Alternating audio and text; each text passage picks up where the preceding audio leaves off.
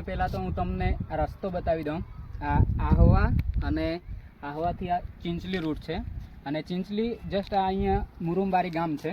હવે અત્યારે હાલમાં ડાંગ જિલ્લામાં દરેક ગ્રુપોમાં, વોટ્સઅપ ગ્રુપોમાં અને મીડિયામાં ઘણી વખત હું જોઉં છું કે નેતાઓ જ્યાં કબડ્ડી હોય, ક્રિકેટ ગ્રાઉન્ડ હોય ત્યાં જઈને ઉદ્ઘાટન કરતા હોય, ખૂબ સારી બાબત કહેવાય છે અને ઘણા બધા રસ્તાઓના ઉદ્ઘાટનો પણ કરે છે।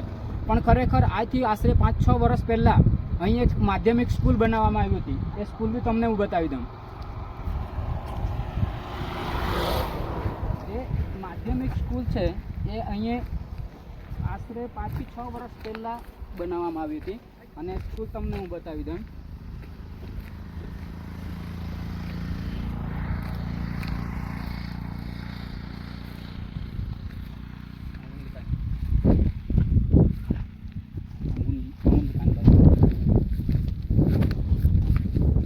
આ જોઈ શકો સરકારી માધ્યમિક શાળા અને શાળા મોરજીરા છે।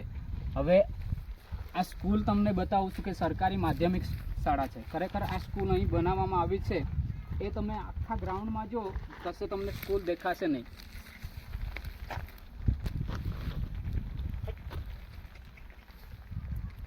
અને જે આ સ્કૂલ છે, આ સ્કૂલ ફક્ત ને ફક્ત કાગળ ઉપર બનાવવામાં આવી છે। આ સ્કૂલ અને આ સ્કૂલમાં અહીં જે સ્કૂલનું બોર્ડ મારવામાં આવ્યું છે કે સરકારી માધ્યમિક સ્કૂલ, અને માધ્યમિક સ્કૂલ તમે શોધવા જાઓ તો આટલાકમાં કશે કોઈ જગ્યાએ માધ્યમિક સ્કૂલ નથી। અને ખરેખર આ એક સરકારના કાગળ પર ખાલી અહીં માધ્યમિક સ્કૂલ છે અને એનાથી 4 થી 5 વખત શિક્ષણ અધિકારી સાથે મુલાકાત કરી છે અને એમણે એમ કીધું હતું કે એનું બધું થઈ ગયું છે અને લગભગ અત્યારે 4 થી 5 વર્ષ થવામાં આવ્યા તો છતાંય કંઈ પણ જાતનું અહીંયા ના તો અહીં કોઈ રેતીનું કે કપચીનું કે કોઈ પણ જાતનું અહીં લેવલિંગ કામ કે કંઈ કર્યું નથી। અને ખરેખર એ લોકો કઈ આધાર પર કહે છે કે બધું મંજૂર થઈ ગયું છે, બધું થઈ ગયું છે। અને ખરેખર નેતાઓને બી મારે ખાસ કહેવું છે કે તમે જે ફાફા ફોજદારી કરો છો ને, રોડ રસ્તાના ઉદ્ઘાટન માટે ટોપી પહેરીને જાઓ છો, જે કબડ્ડી ક્રિકેટના મેદાનમાં તમે ઉદ્ઘાટન માટે જે ટોપી પહેરીને જાઓ છો ને, તાળીઓ પગાડવા માટે, માન સન્માન માટે, એ ભૂલી જાજો। જ્યાં સુધી છોકરાઓને શિક્ષણ મળશે નહીં ત્યાં સુધી આ ગામનો કે આ દેશનો વિકાસ થવાનો નથી। અને જો તમે દેશનો વિકાસ કરવા નીકળ્યા હોય ને તે પહેલાં અમારા આ ગામનો વિકાસ કરો, અને ગામનો વિકાસ એક શિક્ષણ થકી છે। જ્યારે આપણે લાકડો લઈને, દંડો લઈને કોઈના પર લડાઈ કરવા જઈશું ને તો આપણાથી કમજોર ઉપર જ ખાલી આપણે જીત મેળવી શકીશું, પણ જ્યારે આપણે શિક્ષણ લઈને લડવા જઈશું ને આપણા સામે ગમે તેટલો તાકાતવર હશે ને એને આપણે હરાવી શકીશું। અને એટલા માટે આ નેતાઓ પણ ઈચ્છે છે કે સ્કૂલ બનવા નહીં જોઈએ। જો તો એ લોકોને ક્રિકેટ કે કબડ્ડીના આયોજન રાખીને એમાં છોકરાઓને, યુવાનોને ગેરદિશામાં દોરે છે, પણ જ્યારે શિક્ષણની વાત આવે ને ત્યારે આ લોકો પીછેહટ કરે છે। અને આ વસ્તુ તમને હું આજે અહીંયા સ્કૂલ લખવામાં આવી છે ને, સ્કૂલ બનાવવામાં આવી છે, આ સ્કૂલ તમને હું ક્યાં છોકરા કઈ હાલતમાં ભણે છે એ પણ તમને બતાવું છું।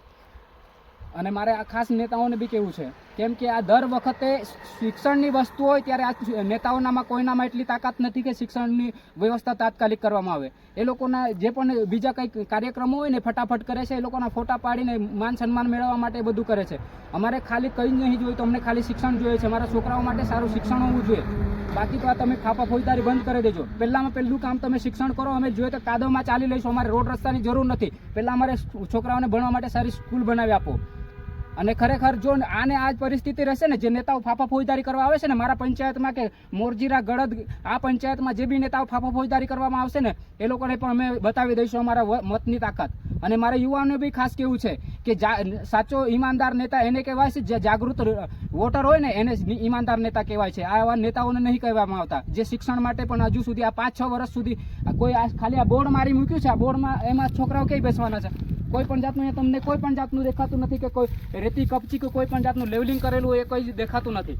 અને તમને એનો એ વિડીયો બતાવો કે જે છોકરાઓ અહીં જે સ્કૂલનું બોર્ડ મારવામાં આવ્યું છે ને એને છોકરાઓ કઈ જગ્યાએ ભણે એ તમને બતાવું છું। ચાલો બતાવી દઈએ। કટ કરી અને આ સ્કૂલ તમને બતાવી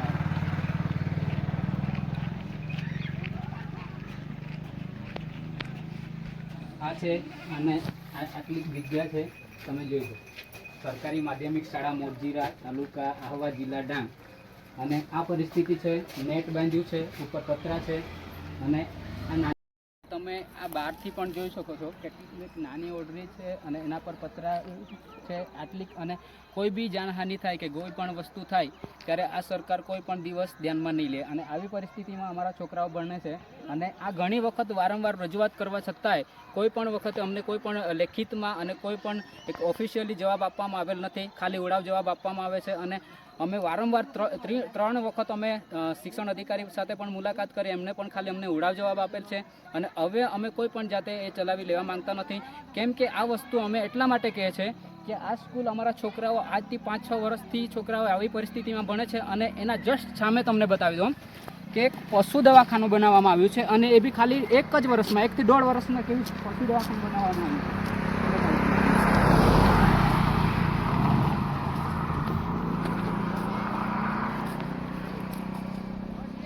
હવે આ પશુ દવાખાનું મોરજીરામાં બનાવવામાં આવ્યું છે. આ ખાલી 1 થી 1.5 વર્ષમાં બનાવવામાં આવ્યું છે. હવે મારો કહેવાનો અર્થ એ છે કે પશુઓ માટે જો તમે 1 થી 1.5 વર્ષમાં એટલી મોટી હોસ્પિટલ બનાવી શકતા હોય, એટલું મોટું દવાખાનું બનાવી શકતા હોય, તો અમારા છોકરાઓનું જે ભવિષ્ય, આપણા દેશનું જે ભવિષ્ય છે, એમના માટે શું તમે આવી સ્કૂલ આપવાના? હવે જો તમે 1 થી 1.5 વર્ષમાં આટલું મસ્ત તમે બિલ્ડિંગ બનાવો છો અને હોસ્પિટલ બનાવી આપો છો, એ ખાલી પશુઓને માટે, અને અમારા છોકરાઓના માટે સ્કૂલની કેવી પરિસ્થિતિ છે એ તમે જોઈ શકો છો. ખરેખર આ જ બાબતે અમારે વિરોધ છે લોકો સાથે અને નેતાઓ સાથે, કેમ કે તમે વારે ઘડે અમે એટલા માટે હવે દેખાતી વસ્તુ છે, તમે સ્કૂલ જે હોસ્પિટલ બનાવી છે અને હોસ્પિટલના સામે જસ્ટ અમારા છોકરાઓ કઈ પરિસ્થિતિમાં ભણે છે, અને ખરેખર જે વસ્તુ ઉડીને આંખમાં લાગતી હોય એ વસ્તુ બતાવવાની જરૂર નથી પડતી. અને વારે ઘડે અમે આ રજૂઆત લઈને ગયા છે, તો છતાંય કોઈ પણ વખતે અમને કોઈ એવો જવાબ આપવામાં આવેલ નથી. અને હવે પછી અમે ચલાવી લેવાના માંગતા નથી. હવે જો અમને કોઈ લેખિતમાં ઓફિશિયલી જવાબ ન મળે તો અમે આખું ગામ આવીને ત્યાં ધરણા દઈશું. અને આ વસ્તુને ખાસ અમારા આ વિડીયો મારફતે અમારા જે ધારાસભ્ય છે વિજયભાઈ અને સાંસદ સભ્ય છે જે અમારા ધવલ પટેલ સાહેબ, આને ખાસ આ અમને એટેક કરજો અને ખરેખર આ બાબતે ધ્યાન દોરે અને આના પર અમને કોઈ લેખિતમાં જવાબ આપે અમારા પંચાયતમાં, અને તો જ બાકી તો અમે ત્યાં આવીને અમે શિક્ષણ અધિકારીને તાળા મારવા માટે પણ અમે તૈયાર છીએ. જય આદિવાસી, જય જોહાર.